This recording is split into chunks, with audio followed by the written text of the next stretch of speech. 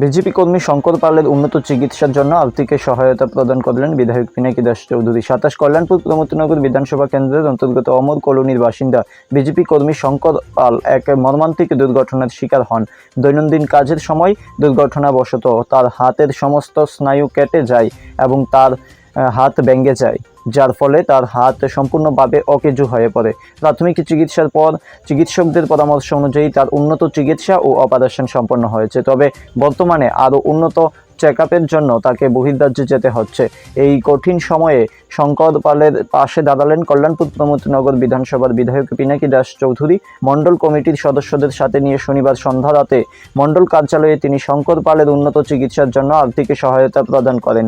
সহায়তা প্রদানকালে বিধায়ক পিনাকি দাস চৌধুরী বলেন, আমি শঙ্কর পালের দ্রুত আরোগ্য কামনা করি। ভারতীয় জনতা পার্টি ও সরকার এবং আমরা সকলে তার পাশে আছি।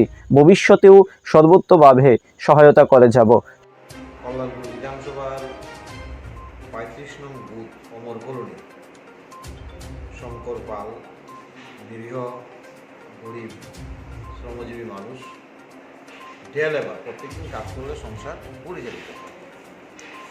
উনি রাজমিস্ত্রি কাজ করে হঠাৎ কয়েকদিন আগে সেই কাজ করতে গিয়ে অ্যাক্সিডেন্টটা ঘটে। একটা টাটা টিন মাচাং বাঁধা ছিল, টিনটা ছুটে ওনার হাতে, ডান হাতে পড়ে যায় এবং আমি যতটুকু খবর নিয়েছি, ডাক্তারের সঙ্গে কথা বলা হয়েছে, মানে সমস্ত নার্ভগুলো কেটে গেছে।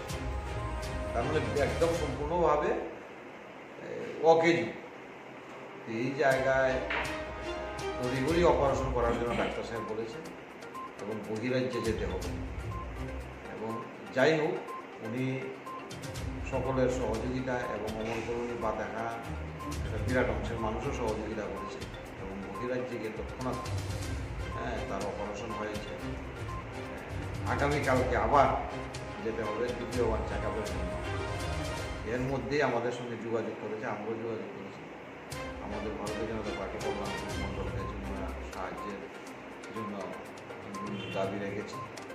আমাদের বুথ প্রেসিডেন্ট, মণ্ডল প্রেসিডেন্ট, সাধারণ সম্পাদক, শক্তি কেন্দ্র সবাই মিলেই সিদ্ধান্ত করে আমাদের মণ্ডলের ক্ষমতা অনুযায়ী সরকারি সুযোগ তো যতটুকু সম্ভবতা পাচ্ছি, তারপরেও আমরা অর্থনৈতিকভাবে তাকে সাহায্য করার চেষ্টা করেছি। এবং আমি ঠাকুরের নিকট এটাই প্রার্থনা করি, দ্রুত তার শরীর যাতে সুস্থ হয়ে আবার তার পরিবারের রোজগারের কাজে আসতে পারে এবং পরিবার পরিচালনা করতে পারে। এখন ঠাকুর যাতে খুব তাড়াতাড়ি করে দেয় এবং আমরা আমাদের পার্টি এবং সরকার এই পরিবারের পাশে আছি। শঙ্কর পালের পরিবার ও স্থানীয় বাসিন্দারা বিধায়কের এই মানবিক উদ্যোগের জন্য কৃতজ্ঞতা প্রকাশ করেছেন। কাজ করতে গিয়া মাসা ভাঙ্গিয়া দুর্ঘটনা হয়।